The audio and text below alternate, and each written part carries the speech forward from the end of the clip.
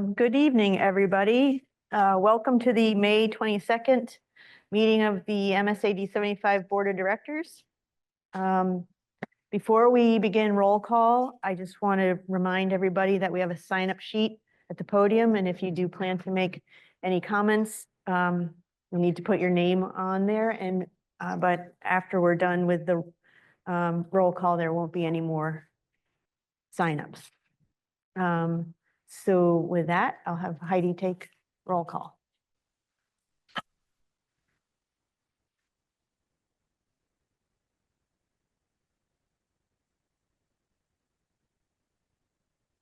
Bart Beatty, Present. Andy Beacon, Present. Holly Kavna, Present.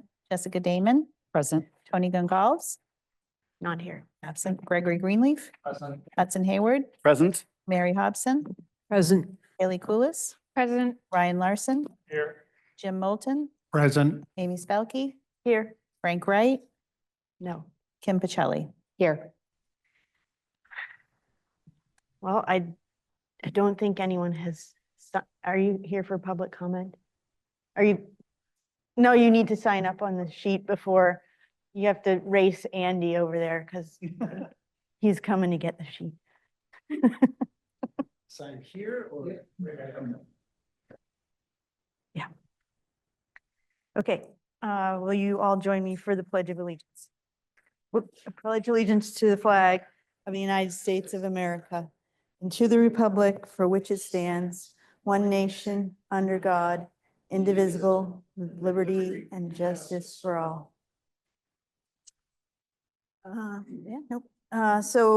We will first take care of agenda adjustments, and you all will have noticed item 5.1 has been tabled.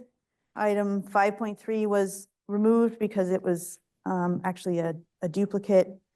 We have added item 5.4, and we have made some wording changes to item 13.5. So that I would accept a motion to, I would like a motion to accept the adjustments to the agenda. So moved. Second. Moved and seconded. All those in favor? Thank you. Next, we have public comment. And we have two names on our list. Before we start, I would like to remind everyone that public comment is governed by our policy BEDH, which has been written to comply with state law. All speakers should begin their comments with their name and their town of residence. All comments should be addressed to me, the chair. Speakers are not permitted to share gossip, make defamatory comments, or use abusive or vulgar language, or make any personal attacks on protected classes. You may not make complaints or allegations about specific students. You can't discuss personnel matters. And you can't say anything positive or negative about staff, actually. With that, I call Chris Hoffman. This is so not the primary thing I wanted to talk about, and not a positive or a negative, but just there's a resignation on tonight's agenda. So just very briefly, I just want to thank Jeff Godo for his service to our district. I'll have the chance to talk with him privately, of course, but that's on the agenda. I want to thank him for all that he's done for our students. Really, what I wanted to do is just bring something positive to the board. This wasn't on the agenda, and it is Arbor Week. And I hope that you have noticed the new trees that have been planted outside of our school. And I just wanted you to make you aware of the things that have been happening this week in relation to those trees. You may recall that we fundraised last year around graduation to help fund for landscape improvements around the around our school, and those funds supported those trees. And then this week, we've been hosting kindergartners from the elementary schools around the district to engage in Arbor Week fun, including observing the trees now, so that 8-9 years from now, when they become around high school students, they can see how much those trees have grown. But we've also been leading those students in Arbor Week coloring activities, Arbor Week dances. Our own 9th and 10th grade students have been leading the students from all 5 elementary schools this week in those activities. So we had students from Bowdoin Central today, Harpswell on Tuesday, Bowdoin Ham on Monday, and then both Topsom elementary schools will be here tomorrow. So we're just excited to have some more trees and also to celebrate those trees with our younger students. Wanted to just share that with all of you. Thank you.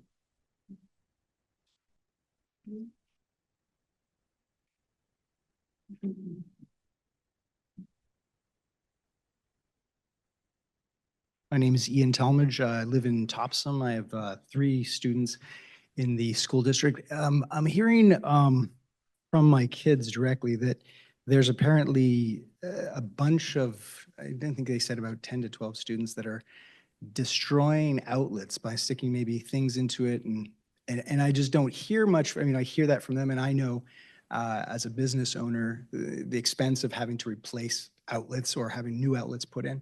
Can anyone give me an update on how severe that is? And I mean, I'm being told in one room, there might be one outlet that's working for all students.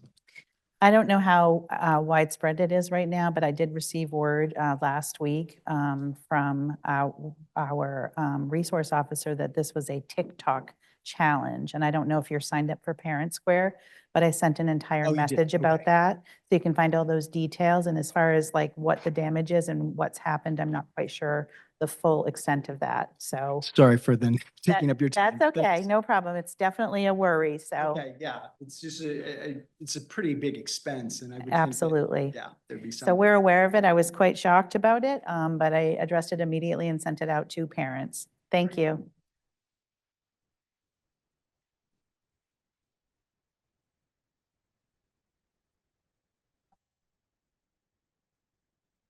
Next, we'll move to our consent agenda.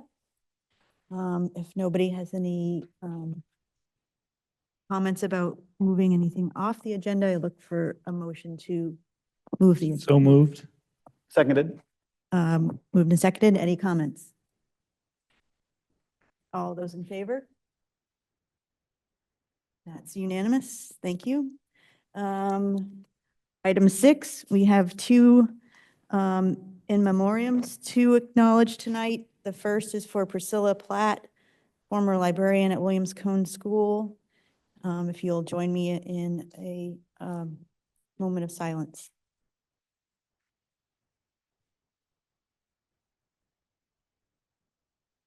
Thank you. And next, in memoriam for Patrick O'Regan, who was the adult education director here for several years. Again, if you'll join me for a moment of silence. Thank you. I'm not aware of any board announcements or correspondence. So that brings us to reports and presentations. Our student reps aren't here tonight, so we'll have to wait till the next meeting to catch up on their reports. And we are now at item 8.2 to hear a report from Bodenham Community School Principal Chris Lajoie on good news and attendance.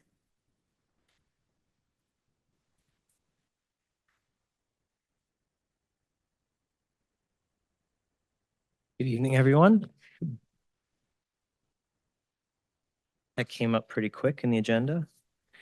I'll update just briefly on attendance, the attendance work. The board approved a new attendance policy this year, and so the principals have been working on procedures to accompany that, so we can update that. And we've been working with Mr. Hayward on the policy committee.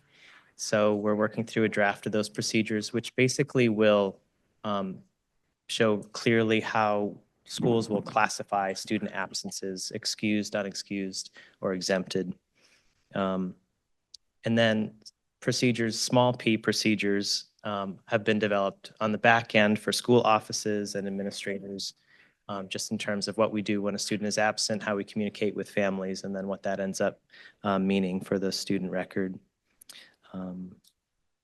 And I guess I will show you the proposed policy is just a one-pager. It'll be, the procedures will be very simple, and most of the work will be done in the back end. So just wanted to provide an update on that. I know attendance is a priority on our strategic plan, and so there'll be a call out to families as we work through this, through the summer. some updated guidelines and resources for families as we all work together to improve attendance in the district. So I'm happy to take any questions, but really that's still moving through the policy committee and coming up tonight. So you'll get a further update. But any questions for me on that? No? It's not a question, Chris, so much as just a comment. When we were workshopping some of the procedures last week in the policy committee, I was really struck by how much the terminology and the accounting, for lack of a better word, that's all this work that you're all doing is connected to state-based definitions, right? The reporting that you all need to do to the state level. Please step in here when you feel like I'm misspeaking or misdescribing it. And so I just think that's a really important thing for families and the community to know, that, a lot of what's driven is not just district-based decision-making, although obviously we believe in what we're doing here and getting all the record-keeping syncing across all the schools in the district, but it really ties into an entire state model. So I just wanted to kind of put that out there for members of the public. Yeah. And at the state level, whether an absence is excused or unexcused doesn't really matter. They're still counting if a student's not in school for at least half the day. So when we get our chronic absentee report from the state each year, it doesn't matter the reason the student was out. So hoping to start to decrease both excused and unexcused absences, and also clean up the coding systems we use across the school so that that's more consistent. As well as things like planned absences. If a family's going on vacation, we want one place where families can go on the website, find the form, turn it in, and know exactly what they need to do. Good, we can move on. Oh, James. Are you moving on to this? Well, whenever you're ready, yeah. Okay, no, I just wanted to, my interest in that this, just the concept of unstructured play Okay, yeah. and a value that I see can lead to cultural change. That too often school, and absolutely the work of school, the work of learning, but if that learning can be play as well. So I'm anxious to hear about this impact on attendance, kids wanting to be there. Yeah, great. Well, we can move into that. Superintendent O'Leary asked me to share a little bit about something we've been trying out this year. It's the Bodenham Play Club. And one of our teachers, Kaylee Fry, was the one who founded it and brought the idea to me. We've been doing a book study. As you know, a lot of schools were on the anxious generation. And so the concept of a play club where kids come before or after school, multi-age play across ages, across grade levels, with little to no adult intervention, except as needed for safety. And so the 3 rules of play club are: you can't intentionally hurt someone, you have to stay within the boundaries, and if an adult intervenes, then you need to listen to them. Otherwise, the kids are free to decide what they're going to do and how they're going to do it. So we tried this out in the fall, and we just finished up another session in the spring. I shared a little bit with you about where that comes from, and a few cute photos there of the kids. The idea is that, as you said, Jim, kids learn through unstructured play. They learn about risk-taking. They learn to grow confidence and independence. They learn to solve problems by themselves. And over the last generation or so, parents have gotten used to really intervening with kids, helping them not navigate situations independently, but help them maybe avoid challenges or get over humps without needing to take on the difficulty themselves, and thereby new skills in those areas are stunted. So we wanted to try this out, and you'll see I included some quotes from parents there. Part of the compact that you see on the second page, as parents are signing up, parents have to acknowledge that their kids may not always be happy at Play Club, and that's part of the point. Something that's been nice this year is we've tried to utilize new natural play spaces that we've developed at the school, so kids have more opportunity for different types of play, creative play. You'll see a picture with kids on tires. We have a bunch of tires stacked up. That's another kind of concept of Play Club is you can leave junk out and kids will find something fun and creative to do with it. So we have seen chronic absence reduced this year, 36%. That can't all be attributed to Play Club, but there are some quotes there about how kids look forward to Play Club, and maybe it's just one of those reasons to be excited for school on Monday after a long weekend. And I don't want to take too much of your time. On the page there, you see what parents had to say, and I did happen to interview some kids at Play Club recently. I just have it's just a 1-minute clip, and hopefully it comes through, but I interviewed a couple of second graders about Play Club, so let's see if this works. Oh yeah, you gotta run. Yeah, you're good to go. About Play Club, what do you guys think about it? Yeah, yeah. What do you like about it? Is it different than like recess? Yeah, because there's less kids. There's less kids and we have more freedom. Yeah? How do you have more freedom? Well, we're trying to be like independent, like if we get in a fight, we have to like sort it out by ourselves instead of coming to a teacher first. Have you had to do that? Not yet? It teaches us how to be independent and learn like grown-ups. Wow, yeah, it's like you're getting ready to be. Fourth graders. At least fourth graders. Yeah, you got a ways to go before you're adults. Thanks for talking with me. Right. Basically what? Yeah. It's the Scarlet Express now. Oh, the Scarlet Express. Awesome. Have fun. I still don't know what the Scarlet Express is, but that's the whole point. I don't need to know. Yeah, you heard them say it's like practicing to be grown-ups.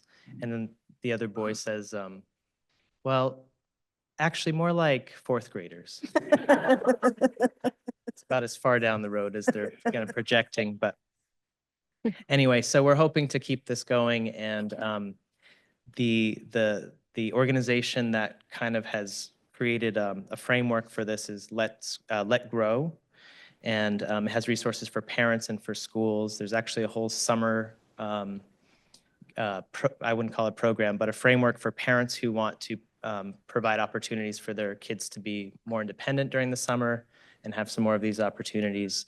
So that's a website people can check out. And if any schools are interested in dipping their toes into this, I'd be happy to connect with them.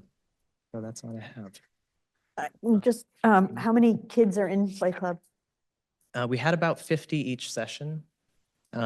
We had usually two teachers. We started with 3 teachers supervising, and we really only need a couple, and they're kind of spread out. So it's almost a quarter of your school. Yeah, yep, Great.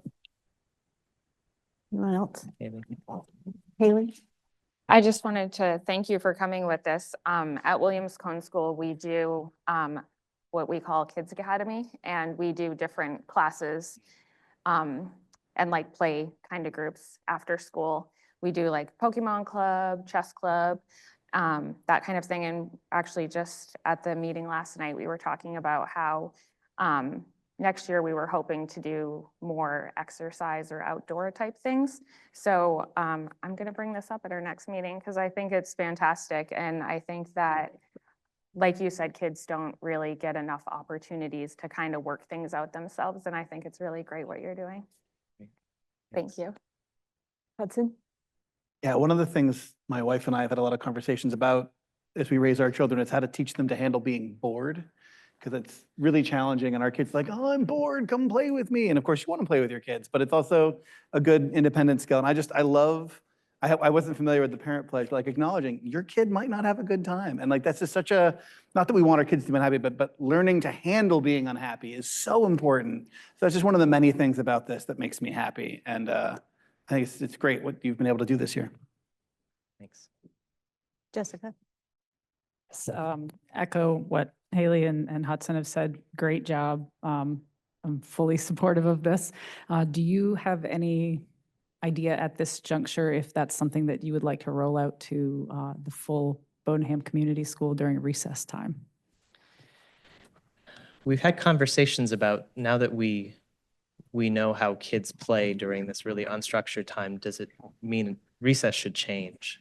We found kind of a middle ground where we've added what we've called multi-age play at the end of the day, a couple days a week, where kids of different grade levels come out. And that's kind of the idea, is we're letting them play as they wish. We have a few basic rules for the playground, just in terms of being able to treat the equipment, so that it lasts and things like that. But it's sort of an ongoing conversation with our faculty about what are we learning from this, and does that change our perspective on anything else we're doing with kids? Yeah.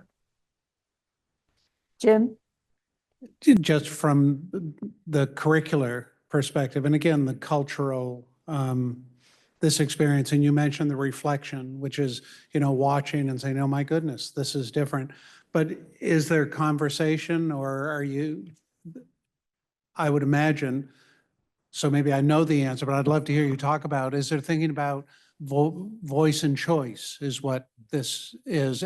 But it's not just voice and choice, because so often in a curricular perspective, it's voice and a limited choice. You can pick one of these books or whatever. But is there conversation of how this kind of experience might inform classroom time? I think at a larger level, it's the idea of, if you trust kids to make choices, that empowers them, that changes them in some way. I think oftentimes they don't know that adults may trust them to make choices. They may worry that they'll get hurt or something bad could happen. And so maybe that's a larger idea that's starting to infuse into curriculum and other areas of school, is we can trust kids to make choices.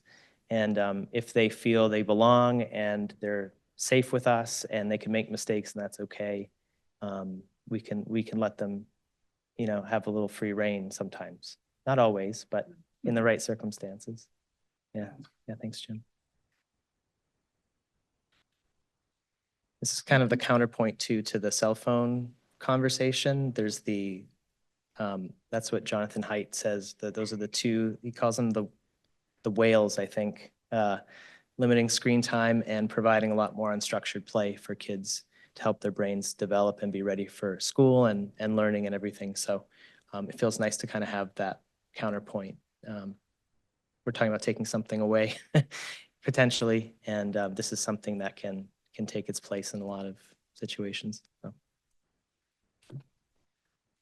Thanks for letting me speak. Well, thank you. Thank you. Next is the superintendent's report. Well, thank you.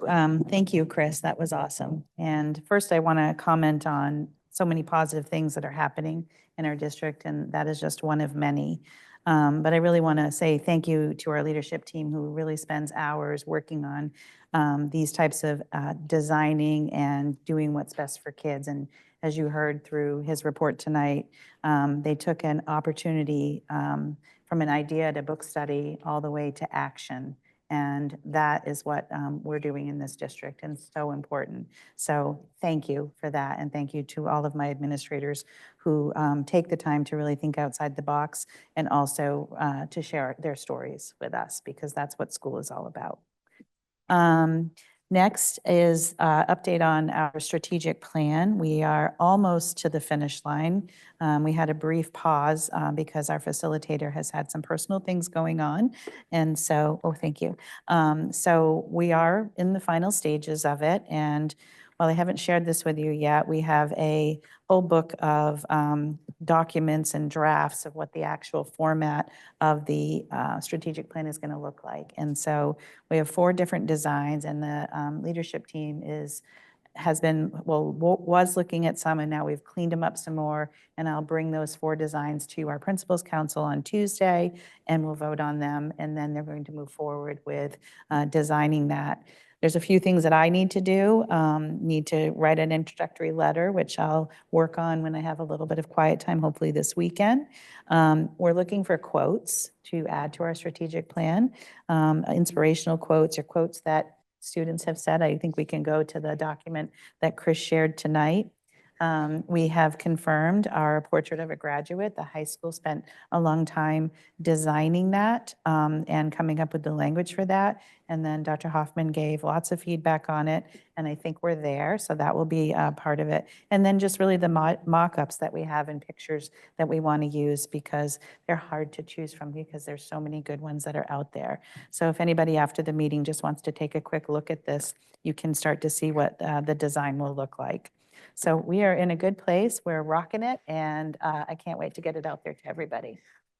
Were you still planning on doing a round of community feedback on the final draft? I need to reach back out to our facilitator. She's had limited response right now, but that was my question today as Cool. well. Thank you. So, yeah, that's the hope. And you would expect to be sort of the full thing for us to vote on Before at the one of the school year. meetings in June? Yeah, before the school, well, maybe one of the meetings in June, once the school year is out. If we can make it to the 12th, we'll do that. That's Okay. what we're shooting for. Sounds good. Any other questions? Anything else in your report? Nope, that's it. Which brings us to the board chairs report. All right, my mic is.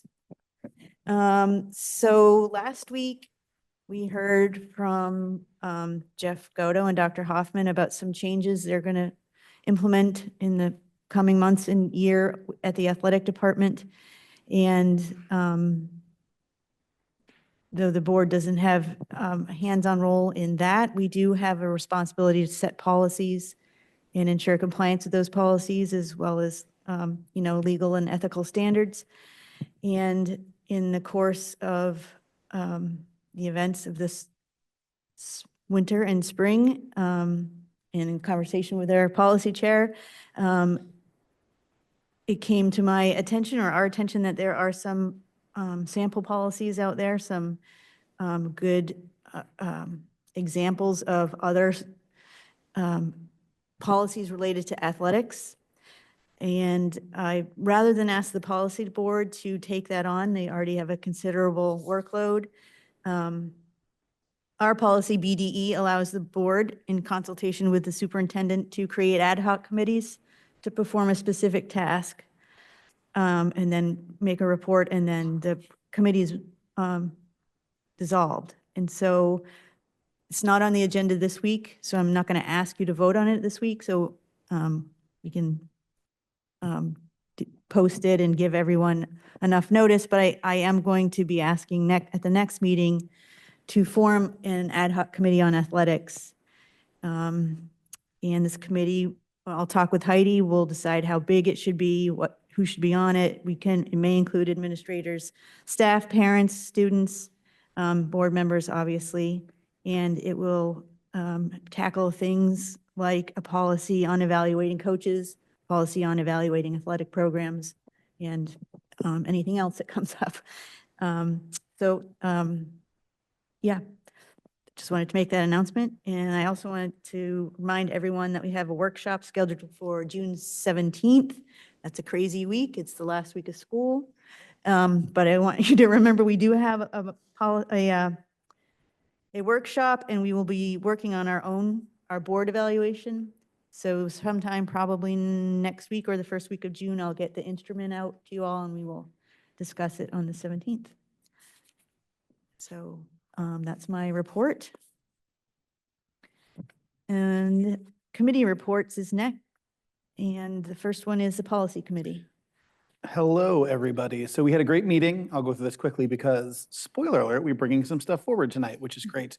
We had a good conversation about the community use of school facilities fee schedule. As you may remember, a couple months back, we got some draft information from the administration on some potential changes. We asked some questions, and we sort of heard back regarding the sort of stance. So we're going to take that information, the fees as proposed, and I'm going to enter them into our template, our document, and we'll look at that at our next policy committee meeting. And I think we'll probably be in shape to bring that to the board, if not at the July meeting, so that it's well in place by the time the next school year begins. So that's good. Several policies are coming forward tonight. I won't go too much into those. I'll save that for later. BGR, the policy adoption procedure. You might remember we passed that in January of '24. And we discussed some mild changes to that, as well as a couple more significant ones. The significant changes we discussed were trying to find some ways to allow us to make non-substantive changes quickly, things like recoding, retitling, fixing cross-references, fixing legal references, things that don't affect the content of the policy. And so I think we came together with a pretty good draft as a group. That's currently with legal counsel, so we haven't brought that forward for its only board review until we've gotten that feedback. And I mean, yeah, that's sort of the long and the short. I think we're already got a pretty good agenda getting built for our next meeting. And then that wraps out the school year for the policy committee. Great, thank you. Andy, do you want to report on the facilities committee meeting? I do, Amy. Great. We got a brief update on our solar initiative. The contract signed with revision. They're moving forward to get that process started. There was one concern brought up about Harpswell, and this is in collaboration with our facilities master plan. We're just looking at the roof over the old section where the school classrooms kind of step down from the hallway because there are going to be some ADA concerns there. So we're just kind of digging into Harriman's concern on that. And so there'll be more to come later. As far as the facility director hiring update, this is agenda item 13.5 as well. So there's another spoiler alert. Frank and I, as everybody knows, sat on the hiring committee for the facility director. And we went through a round of narrowing down a candidate for an interview. We wanted to cast a wider net again, so we reposted it. We got 2 more applicants, and so we had a basis of comparison. And our top selection was Sean Johansson. So the committee, took a look at all the candidates. Sean rose to the top quickly, and so that was also discussed at tonight's meeting. And yeah, so committee's recommendation is Sean. So that'll come before us for a vote a little later on in the meeting. The capital maintenance and capital project updates, we got a visit from Harriman to give us a facility master plan update. They reviewed the goals and the schedule and deliverables. As we know, over April vacation, they did tours of most of our facilities. They did the inside of the buildings. They also did site assessments. They have all our plans, whatever's available for these buildings. They're compiling the data to compare, and start tabulating the conditions assessment. That should be done before the end of the fiscal year. That'll help us start budgeting improvements moving forward. They want to develop, kind of cost models for those needs by the end of July. They're going to start evaluating enrollment, capacity, and utilization before the end of August. And this fall, they hope to get some public engagement. So they'll come up with some concept designs, plans for reutilizing our space or recommended improvements to buildings, or if we need to, do something more dramatic. So that public engagement will happen this fall. And hopefully by December, we're going to be staring at a finalized master plan loaded with costs, and it'll also have some tabulated data and Excel spreadsheets of all our building systems and needs and, cost models plugged into that. So there's some really good work going on there. They're also involved, Harriman's also involved with a couple site improvement projects. So site survey got done at Woodside and Williams Cone. It's in final design. And hopefully a bid package goes out very soon. Harriman had a little bit of turnover with staffing. So that's a little bit behind right now, but still hoping to get some site improvements and paving done this summer. As far as the roofing on Williams Cone, there was a pre-bid meeting on May 21st. 3 contractors were present. Proposals are due on the 29th of May, so we can evaluate, those costs after that. Still scheduled for summer construction. CHA is doing a great job following along our middle school building envelope project, and that's still on schedule to be done hopefully before the end of the summer. So before the school year starts. And windows should be going on the Orion Center starting in a few weeks. So more exciting stuff happening there. There was a concern for the mezzanine in the middle school. If it was sinking, the aquarium was taken off that mezzanine, and there was a structural evaluation done of the mezzanine, and it's safe. They just decided to take some stuff off it. So there was a structural evaluation done. Bodenham, CHA is working on a bathroom design for the life skills room. Once that design's done, the plan goes to the fire marshal's office, and then we can get rolling on that. And we have 2 proposals for the Woodside fire alarm improvements. So hopefully something will start moving there as well. And I think that's all I have. Thank you. Next, the Region 10 Cooperative Board. Is it Jim, you're going to give the report? The agenda for the May meeting, the minutes for the April 28th were adopted at the May 19th meeting, so those are complete. Attendance continues to be strong. Registrations, summer camp opportunities for anybody who's listening. The free summer camp offered through the VOC programs there still have openings, opportunities for kids to see what goes on in Region 10. That carry on, the bulk of the business in the May meeting was the approval of contracts for teaching staff. Programs are full across the board, but good news. There's a significant list of used items going up for sale that the board gave permission to be disposed of. They also, one other interesting thing, they have received donations of cars, for repair, to be used in the shop, et cetera. And they have more than they need.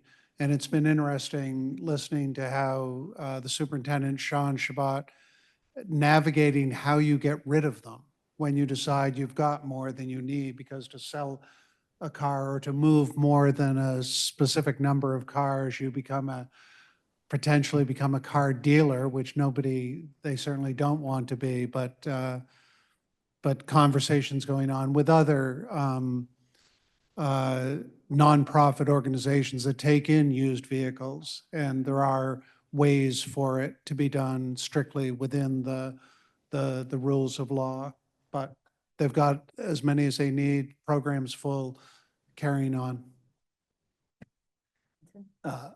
Just riffing off your update, because I love Region 10.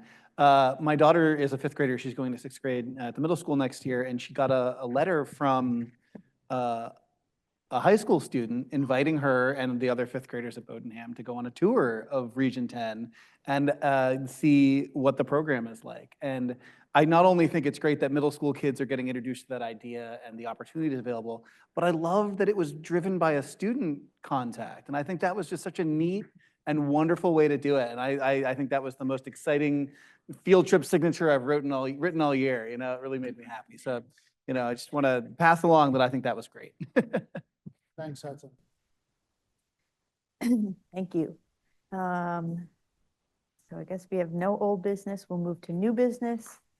And item 13.1, to consider a first reading of proposed new policy BEDFA on abstentions. So moved.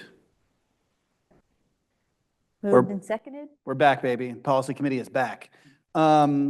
This is a simple one. This came from some conversation. This sort of is another one of those ones, like the one on resigning, where this is sort of about guidance for board members. And this came up from a request of a board member. We had a good conversation. Not much to it. Like I say in the note, it's short and sweet, but sort of just giving some guidance on like what the purpose of abstention is and sort of what the purpose of our votes is about. So simple, to the point, more guidance for us as board members the committee felt it worthwhile. So. Any questions? All right, all those, oh, Mary. I just was reading this and it says, like the last sentence in the second paragraph is that a complete sentence? Not to vote is to abstain. Oh, okay, I thought it said not to vote, to abstain. Okay, Oh, yeah, no, that would not be a sentence. You're correct. great, okay, thank you. You bet. Anyone else? Okay, all those in favor? All those opposed? Any abstentions? All right, so that first read passes. Thank you. Item 13.2, to consider approval of proposed revisions to procedure JEAAR, the procedure for clarifying student absence. So moved. Second, Moved and seconded, go ahead. So this is in large part because of Chris Lajoie and the Principals Council. You guys may remember that we took up the tardiness and absence policies in the winter and very early spring. And the committee brought to the board and the board adopted changes to the primary policies around that. But this procedure, which originally started as very Mount Ararat heavy document, we weren't sure about the best approach. The committee did some work and sort of tried to adopt it into a middle and high school approach.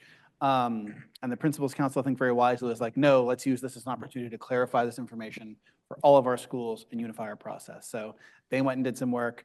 Chris came and joined us at our meeting last month, or this month, I guess, previous meeting. And it was great. And so this document came out of that work. I don't think we had any major changes whatsoever. And I feel sort of safe in summarizing the committee's response as being really grateful for the clarity of the revised procedure and its sort of cleanliness and giving parents and students sort of an understanding on how this will work. Any questions or comments? Seeing none, all those in favor? Any opposed? Any abstentions? That's unanimous, thank you. Is this under this?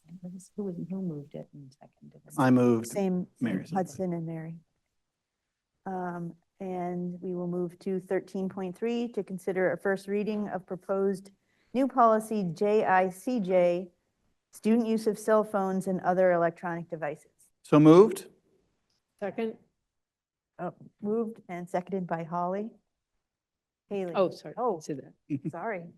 Go ahead. Hudson. So you guys know this policy. This is our cell phone policy. We've been talking about it a lot this spring. We had Chris Hoffman with us when we spoke about this at the last meeting. And this is the draft that we're bringing to you guys. I do want to flag a couple of things. I've issued a couple minor adjustments from some board members. And I do expect that the committee will look at this before the second read. The reason that I'm confident about that is because we sent it off to Peter Lowe for some legal feedback. And he let me know that he did have some suggestions. Now, those suggestions were not about the cell phone procedures so much as they were about clarification about the searches component, like searching someone's device. So the policy committee will have some revised language regarding that component at the very least at our next meeting. And so this will look slightly revised when it comes for second read, but I think the substance of this is in really good shape if the board feels that way. Do we have any questions or comments on policy? Seeing none. Let me add one thing, sorry. And we will bring the current cell phone policy and procedure to be removed after this is adopted. So this will fully replace the two current policies. I forget the code off the top of my head, but that policy and procedure will get removed once we adopt this. Okay. All those in favor? All those opposed? Any abstentions? Looks like it's unanimous. Thank you. Next, companion policy, we will consider a first reading of proposed new policy GBCC, employee use of cell phones. So moved? Moved and by Hudson, seconded by Mary. Yeah, so again, not a whole lot to add. The current student cell phone policy has like a section on employees. This, is a fully separate one that governs the use by employees in this context. This is also out for legal review. This does not describe, search and seizure to the same extent. So I'm not sure if Peter will have any important feedback on that, but just letting you guys know that that is out for review as well. But this felt good. The committee was really thoughtful about trying to make sure that our expectations for employees were in line with our sort of philosophy about cell phones as we're talking about student use, while also acknowledging the legitimate ways they get used in that context. So yeah. Any questions or comments? Jim? During some of the committee meetings around this topic, I learned that there are cases where employees are using personally owned cell phones as communication, as a recognized, that's how they're connected, and there's an expectation for that use. Is there, as we seek to codify the use of those phones, will it be important to move from any use of personally owned phones to district supplied devices? I'll offer my 2 cents, I guess. I don't see the district being able to afford that in the near future. Where there's going to be a level of expectation that if someone needs to be able to communicate from a pocket-sized device, that'll frequently be expected to be a personal machine. But I don't want to say that from a position of administrative authority. That's just my gut as a board member.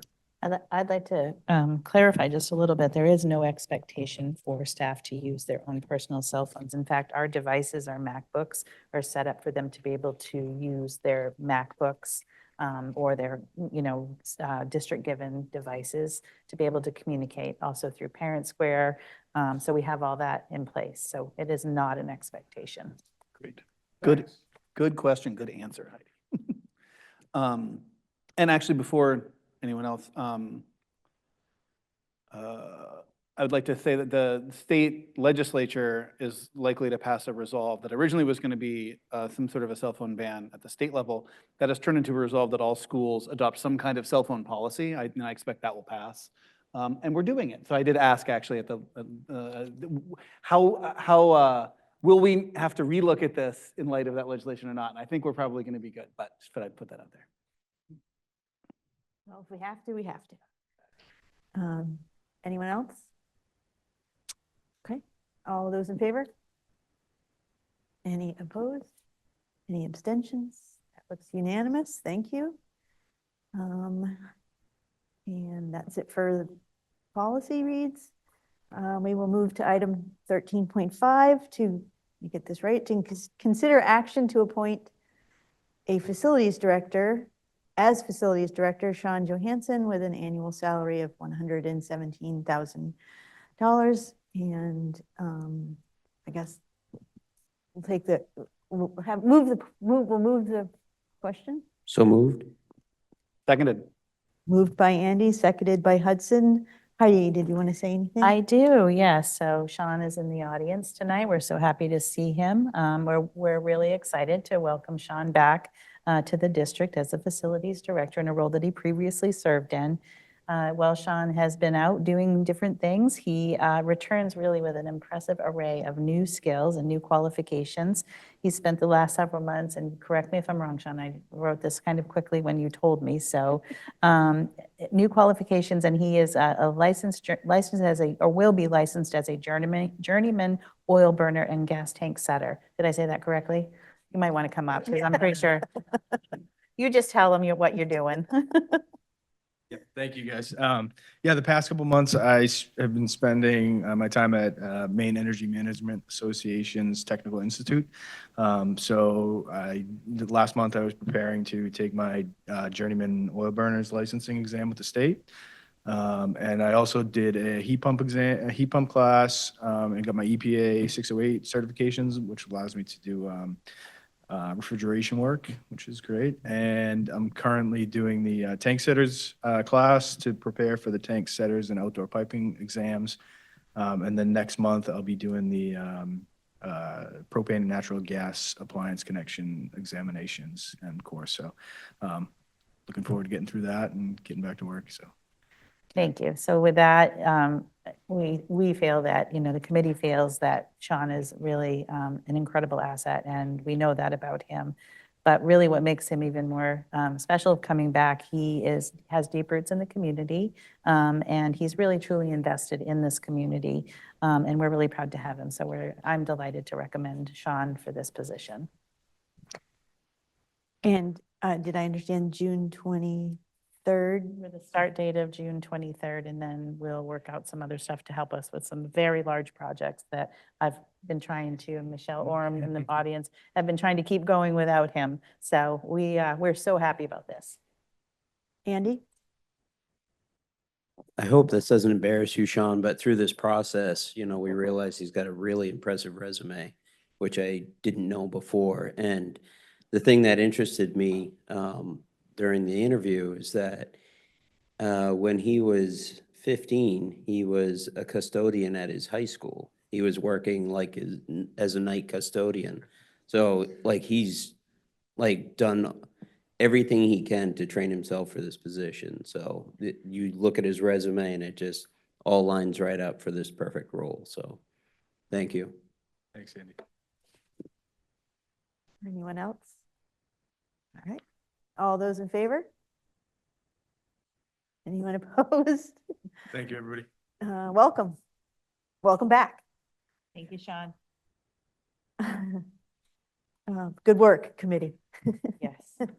Item 13.6, to consider granting authorization to dispose of surplus MacBook computers. So moved. Moved by Hudson, seconded by Holly, and I think we're going to hear from Evan or Heidi. Did you? Okay. Right. Might rely on a few folks to help me with this, but really, because this is disposal of property, this was something that I feel should come from me. But there are some implications here that, the technology department brought to me, who I hope can speak to some of this. But essentially, we are looking to dispose of up to 750 MacBook computers that would provide value to the district of $150,000 to $250,000. So because this is above the $5,000 threshold, we would have to open this up, excuse me, to a public offering like we do with the school buses.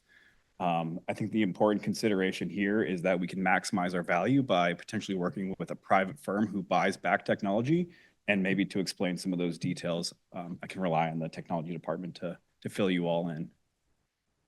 Yeah, and tell us what you're replacing them with. I believe those would be Chromebooks. Yes. Evan has it right. I think that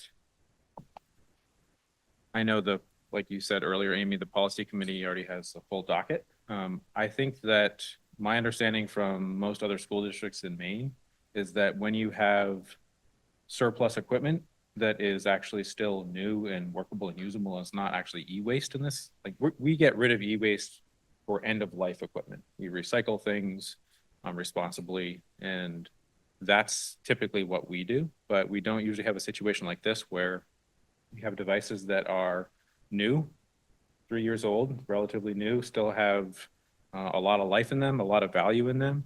And so we wanted to have this conversation with the group because ultimately in trying to maximize that value of these devices, I don't think our best route is to offer individual computers to the public ourselves. Most of the resellers, the reputable ones, the ones that have competitive pricing that you can negotiate with, do open up as an option a portal to taxpayers in your community. You get a coupon code, you get 30 days, and you have that experience with the vendor that's buying all of your devices back.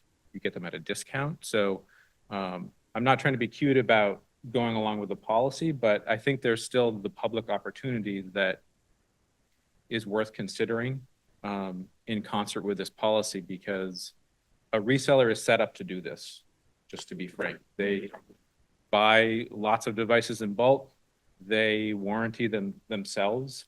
And our experience in the past here, before my time in other school districts, is that it's really hard and tricky, I would say, to sell individual devices to the public as is essentially. And there's an expectation, understandably, that, hey, I bought this from you guys, can you fix it for me? It's not quite right. There's something wrong with the charger. It's slow. We're just not set up to be a reseller of this many devices. I think a couple school buses is different than 800 computers essentially. So Hannah's been doing a lot of work. I'm sure I forgot lots of things that are more important than what I said. If you have anything you want to add, but that's the framework for the conversation. In terms of the Chromebook part of this conversation, that's a device that I think is the right time to make the switch. We've talked about it here for a long time at the high school. We made the switch at the middle school several years ago without instructional consequence, I would say. It was a tool that could still support what we were doing instructionally. Chris Hoffman is here if you want to, he and I have been talking about this for several years. In terms of Yonder pouches and cell phones and really trying to provide the best tool for the environment and make this shift. MacBooks are, again, just being frank, Frank's not here, sorry. So might as well throw his name around. We spend a lot of time in the technology department managing MacBooks. I would say, okay, it's really difficult to filter, to control applications, to en masse do things on a MacBook these days that isn't constantly uphill all the time. So a fewer number of devices, a couple hundred fewer, let's say at the middle school, but I would say 400% less time spending managing that fleet of Chromebooks, or even the Chromebooks 2 through 8. It's not even a competition. And it's a device that I think offers teachers, students, what they need to instructionally curate that environment as a learning environment, sort of more purposefully, I would say. And it also offers parents some controls that we can't offer right now with MacBooks. If they want to set up different filtering rules at home, for instance, that's something they can absolutely do and do at the middle school. There's many middle school families that already do this. This is something we can also offer parents at the high school. So instructionally, I don't think there's anything that we won't be able to do with a Chromebook, or by retaining some MacBooks, or maybe adding in some iPads or different types of technology to continue doing what we've been doing, I think, well. So I don't know if you want to add anything, Chris. You've been trafficking in those conversations more recently. Sure. Yeah, I mean, I would just add that first of all, this is the device we're talking about likely. I think I've just trusted Nick and Hannah to do that work and think about it, and I've been using one for several weeks now just because I wanted to myself know what the experience was like, we, as Nick said, this has been an annual conversation every year in my 4 years here. I think there was at the conclusion of my first year here, there was a point of deciding whether we were going to purchase new MacBooks or whether we would go with a Chromebook. And I think we very nearly made a switch to Chromebooks at that point in time, 3 years ago. And each year since then, we've renewed the conversation, asking ourselves, is this the right time to consider a switch? And so I'm not here to speak to the financial component to this or the value component to this. I'm also not here to say that in general, one device is better than another. What I am here to say is that we've worked really hard with our staff to continually identify and evaluate the different uses of different technologies across our school. And the vast majority of our uses will be smoother, faster, better, and as Nick alluded to, under better control for the Chromebook. And for those few uses where a different device is a better fit, we want to get the right device for those better fits. And we've already been doing that with an expanded fleet of iPads in our art department. We would likely hang on to some MacBooks for certain purposes like, video editing, for example. But for the general student to have the fastest online experience, given that so much of what we do is now web-based, a higher powered Chromebook is a good fit, and that's what this is that we're talking about, I think. And I know I've talked with a lot of students already about this. They're aware that we've been having this conversation. That they don't like that idea. I think they're picturing the device they had when they were in middle school, and I think it's fair to say that that's not the same device we're talking about. We're talking about a Chromebook Plus that is super fast, longer battery life, and very, very slick. So again, that's not a knock on MacBooks. MacBooks are wonderful and great too, but in terms of our in general instructional uses, this feels like the right fit at this time. So. She's been begging me to get Yeah. rid of her Mac. Actually, that's true. Yeah, no, I want to hear a question. No, I want to say, appreciate all of the explanation. But that is a decision that has been made by the administration. The item is on the agenda tonight because, as it turns out, we are also going to save a lot of money this way. And MacBooks have a lot of value, and our policy requires selling things over $5,000 a particular way, which doesn't fit with the way we can make the best return on them. So we tonight need to decide, I guess we need to waive our policy to allow you to negotiate with a vendor. Well, I can add a little more, I guess, to what the process would be. But does anyone else have any other questions before I dive in? Yeah. Yeah. We're not going to talk about the decision to choose MacBook or. No, okay. no. Okay. Okay, I just have a question. I already know the answer to it, but I wanted to publicly dispel a rumor that I heard from students. They've been saying that the reason why we're choosing Chromebooks over MacBooks is because we're gonna pay for the Yonder pouches with the difference. I know that's not true, No. but I would love to hear you guys's. And maybe you're the wrong That is person to ask, maybe incorrect. Evan is. It's not true. Not true. That's what I thought. Thank you. Are there other questions? I want to make sure, I do want to, I don't know if everybody knows that Hannah is our Assistant Tech Director. Maybe she hasn't been to a meeting before, but that is who is speaking tonight. She was introduced. So I just want to make sure you all know who she is. Gregory? I just want to clarify, I don't know if this question's out of line because it's not on the agenda. It's not about whether or not they should have MacBooks or Chromebooks, but I do think if the switch is happening, and I brought this up in policy, are students required to only use a Chromebook, or can the student who has a MacBook bring it from home?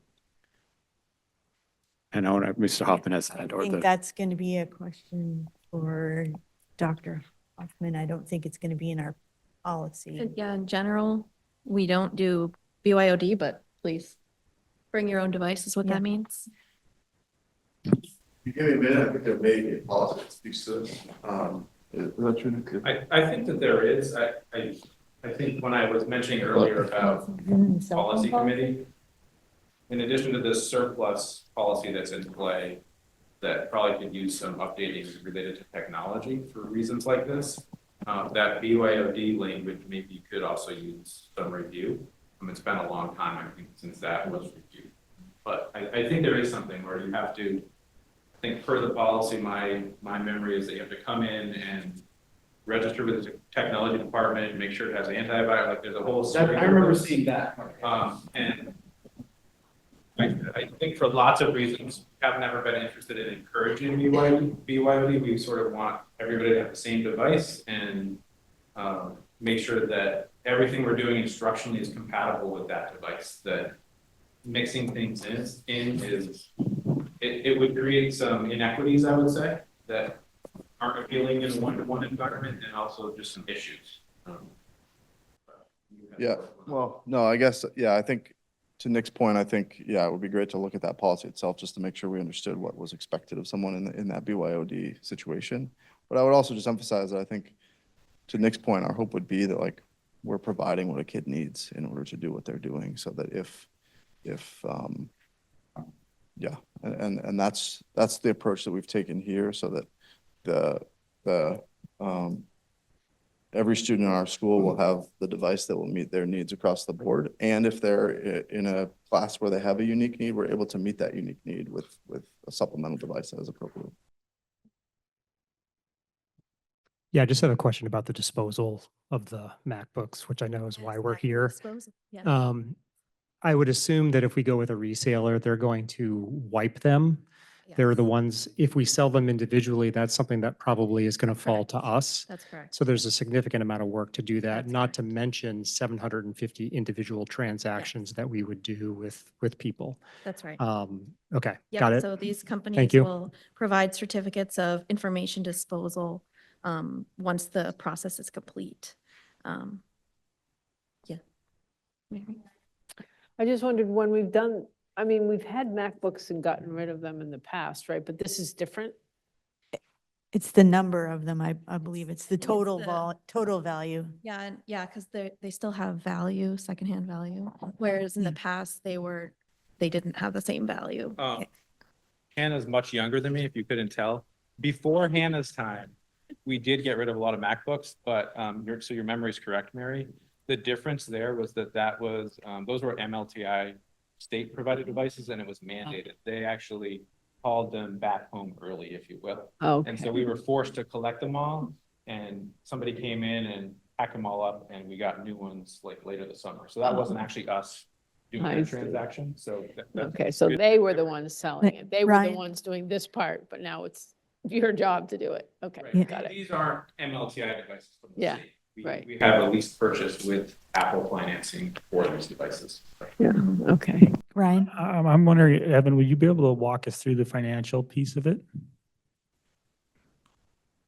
So the financial piece is that we have one more year on our lease with Apple to pay for these. It's about $208,000. And we hope that the sale of these MacBooks would completely cover that. And then we'd be able to purchase the Chromebooks at a significant discount compared to what the MacBooks cost to serve those instructional needs. And I'm not sure at this point what the price per unit is to purchase those. Maybe the technology department can speak to that, but we did put in the budget for this coming year some figures to be able to cover the cost of Chromebooks. I think the other thing that everyone here probably already understands, but I'll just overstate, is that the other part of this is it's absolutely about time and when we sell the devices. The sooner we can sell them, the more they are worth, the more we can get back and recoup. At this point, in talking with Apple and our rep and some other folks, as soon as we pay that final lease payment, the title is transferred to us and we can sell them. And so Hannah's done a great job of talking to different vendors and figuring out approximately what their value is at this point. And it's a huge difference between if we sell them July 15th or November 15th or next July 15th. The price goes down. Some of that is fluctuating, but ultimately the sooner we do this, the better. So we also feel some sense of urgency to try to move all of them as soon as we possibly can. Jessica, then Bart. Do you have a sense for that final lease payment? Is it above and beyond that, what we project we would make from the sale? Yes, the value, so in fact, if we were to agree to something prior even to July 1st, like promising for the following fiscal year. They are, some companies will offer premiums in that situation, but because they want to get them out for the following school year. But yes, the value for the secondhand market is very high right now, especially because of tariff uncertainty. MacBooks hold their value well, or historically they have. So I've seen estimates from all the way up to $425 per unit. Yeah, just, do we have to put an RFP out? I can speak a little bit to that. Please. So the way I like to describe these companies is they're like sharks. If you, so the good news is they like to compete with one another and they'll outbid each other. But the bad news is that the industry does have some players who are not so honest. And so if you do a little bit of research online, there are instances where school districts have sold millions of dollars of hardware and never been paid. And they've sent it off to companies and not ever seen any money. So I think there's a risk in doing that. The reason I ask is not necessarily the risk as much as just our policy. Yes, So I totally agree with that. And I think that would be a piece of what we would look at that in terms of selecting. It doesn't mean we go with the best like price. You know, it has to be a reputable company that we feel confident with as well. But my question, I guess, is more regarding our policy. Yeah. Do we have to put an RFP out there or do we just have to get maybe So 3 separate bids? The policy is that they are supposed to offer these for sale by sealed bid, public auction or public sale. Yep. Does that work? Yeah, so the public sale that's offered by these companies is considered they consider it a public sale specifically to comply with municipal or school board policies that require you to have it open to your community first. That's what that coupon code is for. And then once that expires, the sale is over. So we don't need to change anything. Sorry, what? We can follow the policy and do what you want to do. I believe so, because I think this would be considered a public sale because it would only be open to our community members. So we're essentially, sorry. Yeah, go for it. Would be using a bidding process to identify a reseller to help us with the public sale. Then following the public sale, they would take possession of any unsold items. That's correct. Is that's a summary, obviously, but does that Yeah, sound like a correct that is description? exactly what they do. Okay, And there's in effect a minimum bidding price, I think, too, as part of that. right. Okay, so, well, in that case, we're following policy as long as we talk to the town managers first. I guess that would be the only step that would precede that. And I don't know if there's thoughts about that. Yeah. I think the other thing, which you probably already figured from the coupon code and sort of the portal that would be set up for the community is, I don't think there's a limit at all to the number that could be purchased. Right. You could have a community member buy all 800 if they wanted to.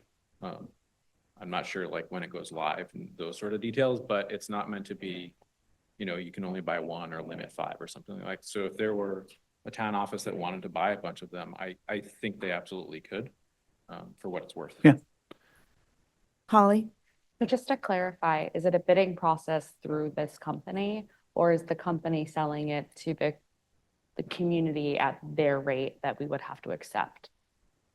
I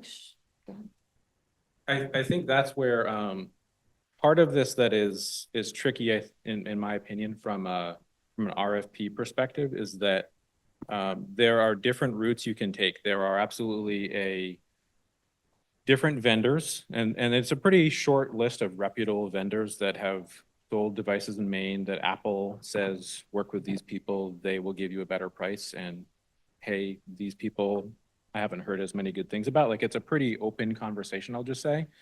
You can go with a graded approach. That's what we did with these MLTI devices in the past.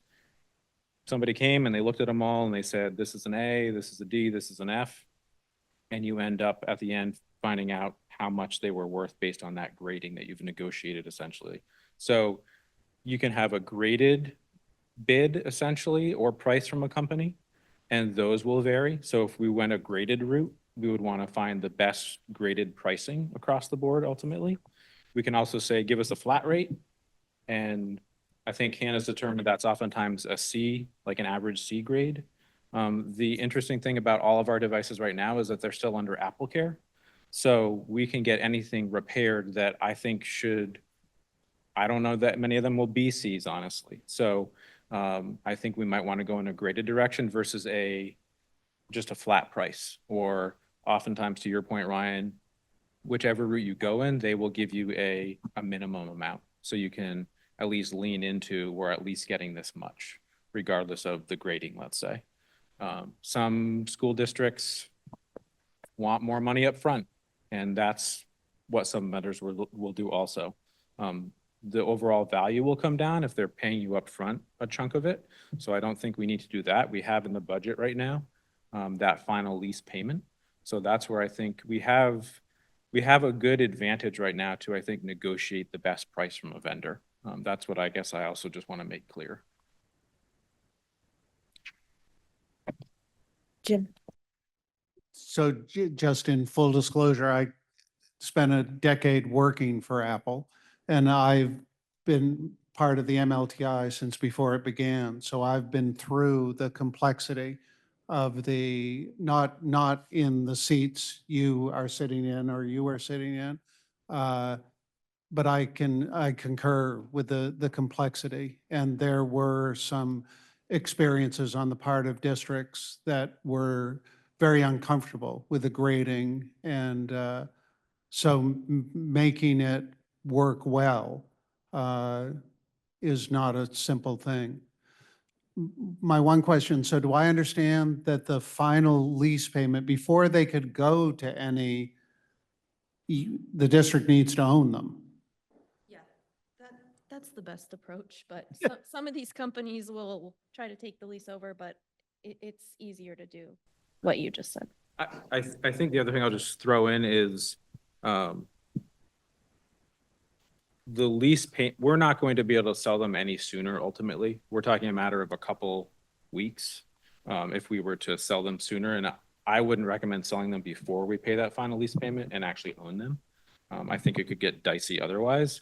But from a time perspective, there's still going to be value for that Apple Care warranty reason. Right. To collect 800 devices, send out 76 of them to be repaired, and sell them all. And that's going to take a little bit of time. You know, so we'll try to jump on that sooner like we would any year with the senior devices that get collected sooner. But I don't think we would sell them any sooner than we're going to pay that lease payment anyway. It's a good question. I was worried about it for a while. So to follow on that, so in terms of the budget, and that payment that comes in is a wash on, gets rid of that final payment. So the cost for student technology at the high school is now zero. So the money to purchase the Chromebooks is new money. It depends on the timing of it, the way you want to look at it. I'm not, because there's some latency in when you sell something and when you get the money coming in. So I'm not thinking about it as we get the money from the Chromebooks and then we pay the lease. Obviously, we have to pay the lease first out of the money that's in the budget, like in early July. Like July 1, we send Apple Financial the check and then the money comes back to us. So the way that I've been thinking about it, it's a good question, Jim, is that's money that next year in the budget process, I don't ask for, because we just sold these MacBooks and I don't need money now to buy second and third grade Chromebooks. That's money that we have to fold back into our one-to-one program. That would be my hope. You don't have to put it into the one-to-one program. It's the district's money, but I think it offsets whatever the budget asks are. The Chromebooks are in the budget. Yeah. Okay. Yeah. So this is, oh, sorry. Are you good? I guess, and the last piece, and I think Chris spoke to this in part, but again, I'm going back to the work that I've done, my career, and I've been in lots of conversations, and Chromebooks have tremendous strengths around multiple management, absolutely understood. but I guess, this is off topic probably, and Gregory, like you, and if this is not the right place for this question, but I'd be interested in the degree of curricular conversation that went on or has gone on around the decision-making, and absolutely understanding if the teachers, if it's fully appropriate, everything we do and the holding on to some devices for specifics. But just as chair of the curriculum, it seems to me that was probably I would think that would be a rich conversation. And also having been at the start of the MLTI, when Apple came in at a time when PCs were, so the transition, will the teachers be working on Chromebooks as well? They are in their Chrome browser on a MacBook, Jim. No, I'm kidding. We're not building in that every teacher gets a Chromebook. I think our experience from the middle school is that there is some apprehension on a teacher's part, not being familiar with having used a Chromebook. All our staff have MacBooks. We're not replacing the staff MacBooks. We want teachers to be able to understand how they work and experience them. That was what we learned at the middle school, is making a small fleet of them available for teachers to try out is really beneficial for a teacher just to understand, to get over some of the, how does this thing work? The difference. Yeah. Ultimately, that came and went pretty fast at the middle school in our experience there. And the teachers pretty quickly were benefiting, I would say, from the tools that they had for better curating that environment with that device.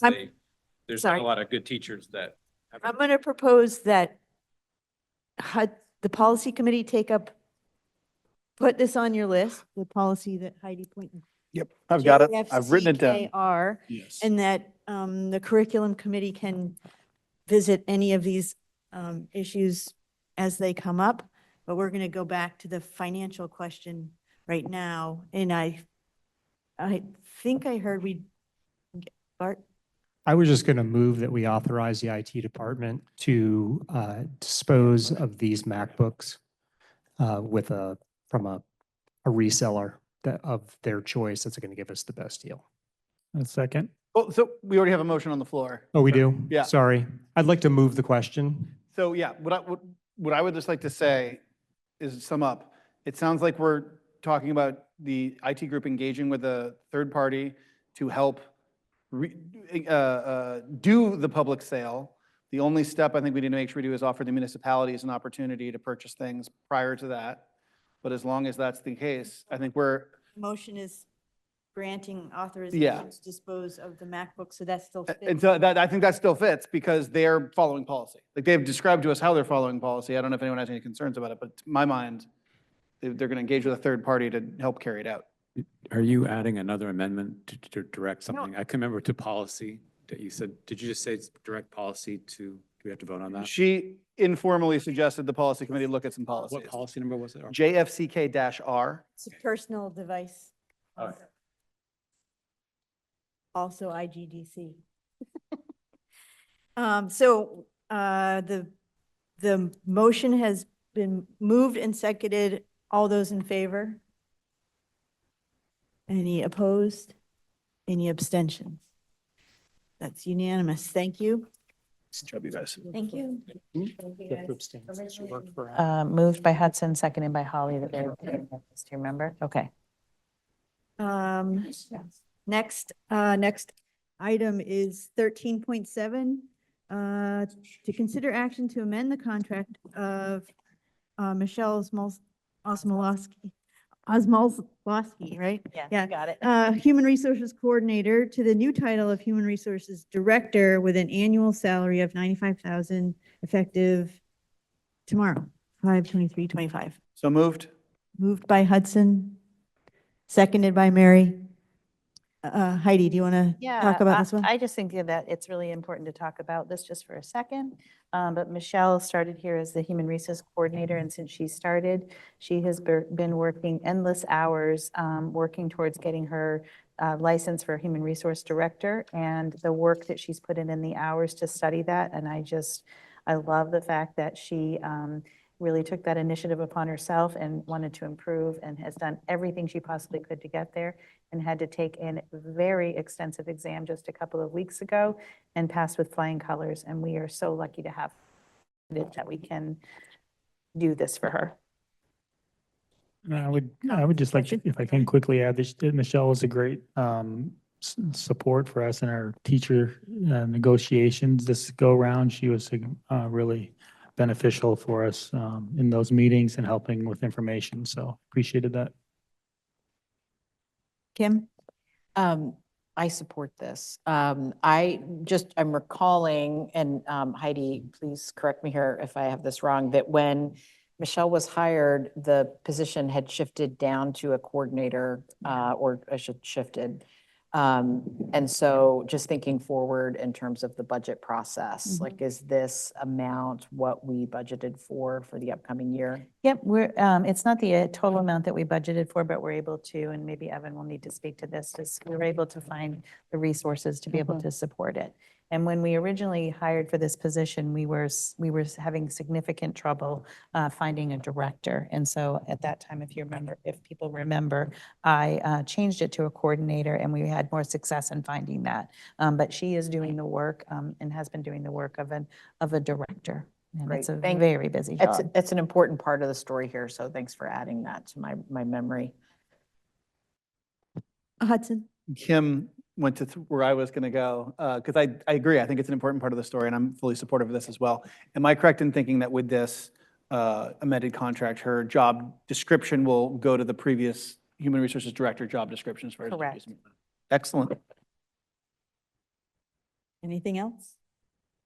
Okay. All those in favor? Any opposed? Any abstentions? Would you like the record to reflect that you voted? Yes. Unanimous. Thank you. Great. That is the end of the new business.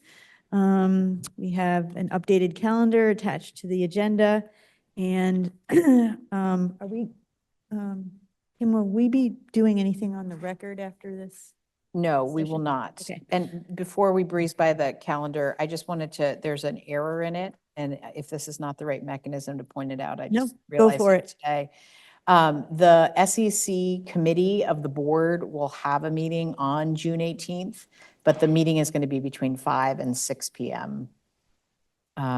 Preceding the policy committee. And I haven't put the agenda together for the SEC meeting, but I imagine we will be meeting in executive session as called for under our procedures. Yes. This is the workshop is on the 17th. On the 18th. This is on the 18th, and we I have mean, the it says SEC board, and SEC, policy. yeah, and it's the SEC committee. Yeah. So there is some cleanup to do on the calendar. Yeah. Okay. Noted. Thank you. Sure. Holly.